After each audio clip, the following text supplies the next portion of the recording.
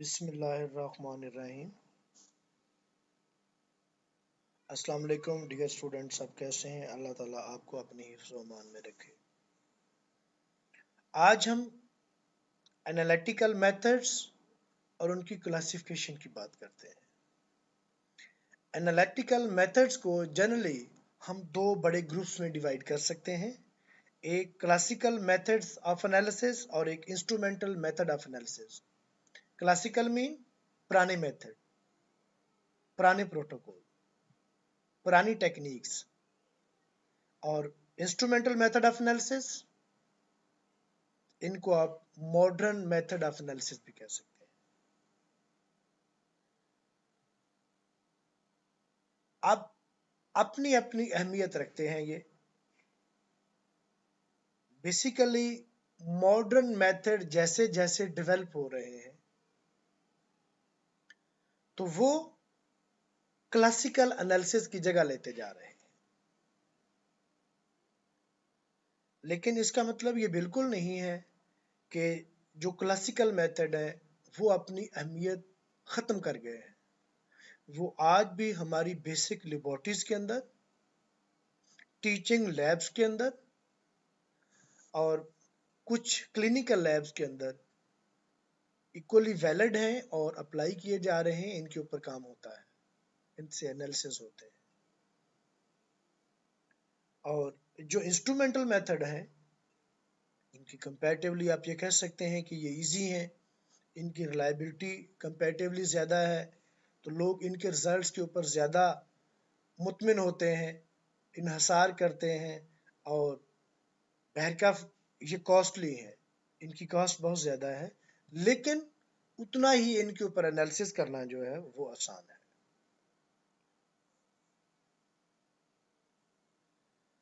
अब हम सबसे पहले क्लासिकल मेथड्स ऑफ एनालिसिस की बात करते हैं। तो जैसा हम अपने प्रीवियस लेक्चर्स में डिस्कस कर चुके हैं कि सबसे पहले अपने एनालाइट को सेपरेट किया जाता है, फिर उसका क्वालिटेटिव एनालिसिस किया जाता है और फिर उसके बाद उसका क्वांटिटेटिव एनालिसिस किया जाता है।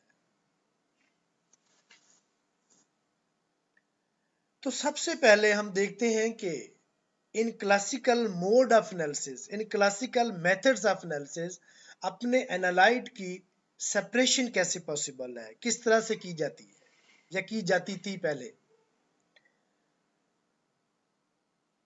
Separation of component of interest, जिसको आप एनालाइट बोलते हो, separation of component of interest in a sample by precipitation, extractions और डिस्टिलेशन। तो in classical mode of analysis अपने एनालाइट की जो सेपरेशन है वो की जाती है by using the technique precipitation, extraction और डिस्टिलेशन। अब आपने अपना एनालाइट इन मेथड से सेपरेट कर लिया है, आइसोलेट कर लिया है। How we will do the quantitative analysis.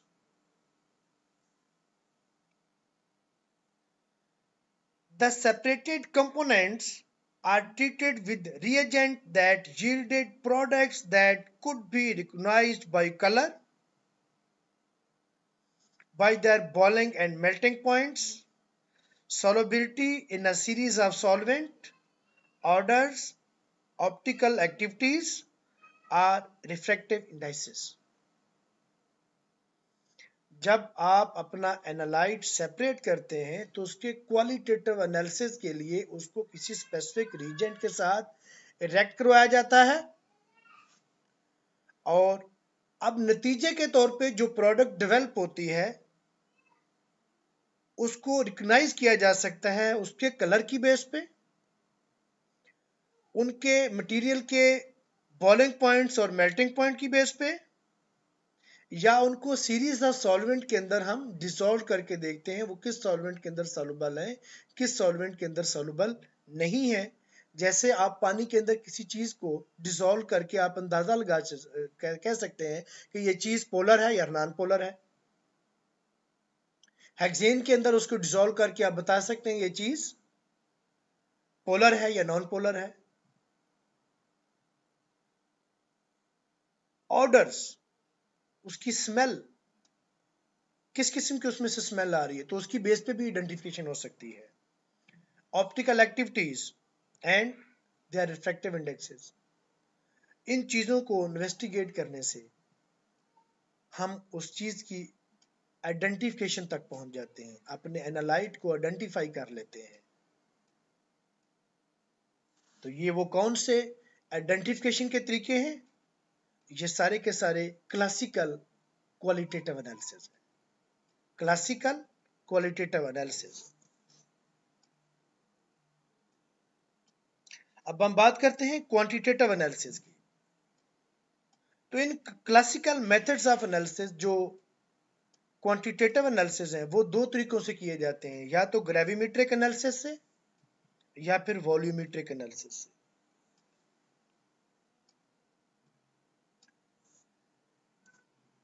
What we do in gravimetric method of analysis? The mass of analyte or some compound produced from the analyte is determined. अपने analyte का मास या wait हम directly measure करते हैं, या उस analyte से जो ड्राइव्ड कंपाउंड है उसकी मास या वेट डायरेक्टली मेजर की जाती है, इसको हम ग्रेविमेट्रिक मेथड ऑफ एनालिसिस बोलते हैं। Volumetric analysis. In contrast to gravimetric method of analysis, in volumetric analysis, the volume or mass of a standard reagent required to react completely with the analyte is measured. अब volumetric analysis में क्या करते हैं, हम अपने analyte को major नहीं कर रहे हैं, बल्कि एनालाइट के साथ मुकम्मल तौर पे रिएक्शन करने के लिए किसी भी स्टैंडर्ड रीजेंट की जो मिकदार या वॉल्यूम रिक्वायर्ड है उसको हम मेजर कर रहे हैं, जो कि आमतौर पे हम करते हैं। जैसे हमारे टाइट्रीमेट्रिक मेथड ऑफ एनालिसिस है, आप एसिड बेस एनालिसिस करते हैं लैब के अंदर, तो ये वॉल्यूमेट्रिक एनालिसिस है। आपके पास स्टैंडर्ड सोल्यूशन है एसिड का और सैंपल सोल्यूशन है आपके पास बेस का, आप उनके वॉल्यूमेट्रिक एनालिसिस से, टाइट्रेशन मेथड से आप क्या करते हैं, मोलैरिटी किसकी मालूम कर रहे हैं, बेस की, जबकि आप वॉल्यूम किसका मेजर कर रहे हैं, कितना यूज हुआ, स्टैंडर्ड सॉल्यूशन जो कि आपके पास एसिड का है, उसकी बेस पे आप ये एनालिसिस करते हैं। तो इस तरह के जो एनालिसिस होते हैं उनको वॉल्यूमेट्रिक एनालिसिस बोलते हैं। अब ग्रेविमेट्रिक एनालिसिस की बात करते हैं कि फॉर एग्जांपल मट्टी है, उसमें आपने साल्ट मिक्स कर दिया है NaCl, अब उसके अंदर साल्ट मिक्स हो गया, आप बताएं कि उसके अंदर साल्ट कितना है और मिट्टी कितनी है, तो आप उसको पानी के अंदर डिसॉल्व कर लेंगे सारे मिक्सचर को, या वो जो आपको सैंपल दिया गया है, तो आपको पता है कि मिट्टी जो है पानी में सलूबल नहीं है, वो नीचे बैठ जाएगी, रेत जो है वो नीचे बैठ जाएगी, और जो साल्ट है वो पानी के अंदर सलूबल है। उसको आप सेपरेट करके या तो मिट्टी को ड्राई करके उसकी मास मेजर कर लें, तो आप बताएं कि टोटल अमाउंट सैंपल की इतनी थी, तो उसके अंदर रेत इतनी है। या आप फिर इसका दूसरा एपिसोड है कि वो जो आपको पानी मिलेगा, जो आपने उसको डिसॉल्व किया था पानी में, तो आप उस पानी को एवेपोरेट कर लें वाटर बाथ के ऊपर, और उसके बाद जो आपको साल्ट के क्रिस्टल मिलते हैं जो पाउडर फॉर्म में मिलता है, उसको आप दोबारा से ड्राई करके रीवे कर लें, और फिर वो आपको किसकी अमाउंट देगा कि इसके अंदर साल्ट इतना है। तो लिहाजा आप रीजनेबली कह सकते हैं कि हमें जो सैंपल दिया गया था उसके अंदर टोटल मिकदार इतनी थी, जो कि इतना मुश्तमिल था, इतने परसेंट उसके अंदर साल्ट था और इतने परसेंट उसके अंदर रेत थी। तो इस तरह के जो एनालिसिस है उनको ग्रेविमेट्रिक एनालिसिस बोलते हैं। अब हम बात करते हैं इंस्ट्रूमेंटल या मॉडर्न मेथड। इंस्ट्रूमेंटल या मॉडर्न मेथड ऑफ एनालिसिस, तो बेसिकली ये इक्विपमेंट बेस्ड होते हैं। अब जब हम कोई भी किसी किस्म का एनालिसिस करते हैं, तो यहां एक बात बताना बहुत जरूरी है कि बेसिकली आप अपने एनालाइट की कोई प्रॉपर्टीज मेजर कर रहे होते हैं। अगर वो प्रॉपर्टी उस सैंपल के अंदर एग्जिस्ट करती है तो आपका एनालाइट मौजूद है, उसकी आइडेंटिफिकेशन, उसका क्वालिटेटिव एनालिसिस है, और उस प्रॉपर्टीज की जो मिकदार है वो कम है या ज्यादा है, तो बेसिकली वो आपका क्वांटिटेटिव एनालिसिस है। अब वो बहुत सी फिजिकल प्रॉपर्टीज है मटेरियल की जो हम स्टडी करते हैं in classical methods of analysis, वो मटेरियल के अंदर ऑलरेडी एग्जिस्ट करती थी। और फर्दर ये बताना आपको जरूरी है कि उन तमाम प्रॉपर्टीज का साइंटिस्ट को, केमिस्ट को इल्म भी था कि इस मटेरियल के अंदर ये प्रॉपर्टीज एग्जिस्ट करती हैं, लेकिन उनको स्टडी करने के लिए, उनको क्वांटिफाई करने के लिए, उनको मेजर करने के लिए अप्रोप्रिएट इक्विपमेंट अवेलेबल नहीं था। वो बहुत से एस्पेक्ट हो सकते हैं मटेरियल के, absorption of radiation, emission of radiation, scattering of radiation, current, voltage, potential, या इस तरह की और बहुत सी प्रॉपर्टीज हो सकती हैं जिनकी बेस पे हम अपने मटेरियल को, अपने सैंपल को, अपने एनालाइट को करेक्टराइज कर सकते हैं और प्रेडिक्शन दे सकते हैं, रिपोर्ट बना सकते हैं। तो अब हम इन तमाम एस्पेक्ट को जब हम मॉडर्न इंस्ट्रूमेंटल मेथड में डिस्कस करते हैं तो सबसे पहले सेपरेशन ऑफ एनालाइट, जो कि क्लासिकल मोड में आप प्रेसिपिटेशन, एक्सट्रैक्शन या डिस्टिलेशन जैसे मेथड यूज करते थे या करते हैं अभी भी। Separation of analyte by highly efficient chromatographic and electrophoretic techniques. आप अपने एनालाइट की सेपरेशन के लिए आप उनको क्लासिकल और टाइम कंज्यूमिंग टेक्निक्स का सहारा नहीं लेना पड़ता, बल्कि आपको जो मॉडर्न आपके पास क्रोमेटोग्राफिक मेथड्स हैं, आपके पास इलेक्ट्रोफोरेटिक टेक्निक्स हैं, आप उनसे बड़ा इजीली और इन अ वेरी शॉर्ट टाइम आप उनकी सेपरेशन कर सकते हैं। और अगली बात रहेगी क्वालिटेटिव और क्वांटिटेटिव एनालिसिस की। By measurement of physical properties of analyte as conductivity, electrode potential, light absorption or emission of light, scattering of light, mass to charge ratio and so on, इसके अलावा बहुत से वो ऐसे एस्पेक्ट हैं, वो बहुत सी ऐसी फिजिकल प्रॉपर्टीज हैं जिनको मेजर किया जा सकता है मॉडर्न इंस्ट्रूमेंट से। इसमें स्पेक्ट्रोस्कोपिक मेथड आ जाते हैं, इसमें क्रोमेटोग्राफिक मेथड आ जाते हैं, उसमें इलेक्ट्रो एनालिटिकल टेक्निक्स आ जाती हैं, उसमें थर्मल मेथड्स आ जाते हैं।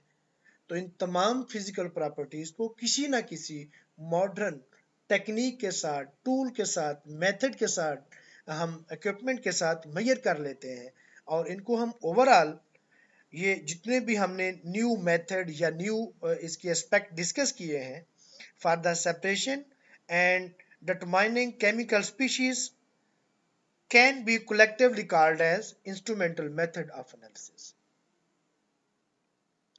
तो आजकल की जो मॉडर्न इक्विपमेंट है, कोई भी आप लैब देखते हैं तो उसके अंदर जो रिसर्च तहकीक के लिए, इन्वेस्टिगेशन के लिए यूज होती है, तो उनमें क्लासिकल मेथड का कमोबेश सहारा तो लिया जाता है, लेकिन जो आगे कॉम्प्रिहेंसिव उसकी करेक्टराइजेशन है वो हम मॉडर्न इंस्ट्रूमेंटल मेथड के साथ करते हैं। क्रोमेटोग्राफिक करेक्टराइजेशन है, उसकी एनएमआर करेक्टराइजेशन है, उसकी मास स्पेक्ट्रोमेट्री से हम इन्वेस्टिगेशन कर रहे हैं, हम उसके लिए आईआर स्पेक्ट्रोस्कोपी ले रहे हैं, हम उसके लिए रमान स्पेक्ट्रोस्कोपी ले रहे हैं, हम उसके लिए टीजी यूज कर रहे हैं, थर्मोग्राविमेट्रिक एनालिसिस ले रहे हैं, हम उसके लिए डीएससी यूज कर रहे हैं। तो मेरा कहने का मतलब ये है कि बहुत से मॉडर्न इक्विपमेंट के साथ आज बहुत आसानी के साथ पॉसिबल है। तो ये वो बेसिकली फिजिकल प्रॉपर्टीज जिनको हम इन मॉडर्न मेथड के साथ मेजर करते हैं, उस प्रॉपर्टीज को बोलते हैं एनालिटिकल सिग्नल्स। क्या बोलते हैं? उन प्रॉपर्टीज को हम बोलते हैं एनालिटिकल सिग्नल्स। और एनालिटिकल सिग्नल्स को हम कैसे डिफाइन कर सकते हैं, जस्ट फॉर योर नॉलेज, कि कोई भी किसी मटेरियल की फिजिकल प्रॉपर्टीज जिसको मेजर करके हम उस मटेरियल का, एनालाइट का क्वालिटेटिव और क्वांटिटेटिव एनालिसिस कर सकते हैं। उस प्रॉपर्टीज को हम एनालिटिकल सिग्नल्स बोलेंगे। Thank you very much.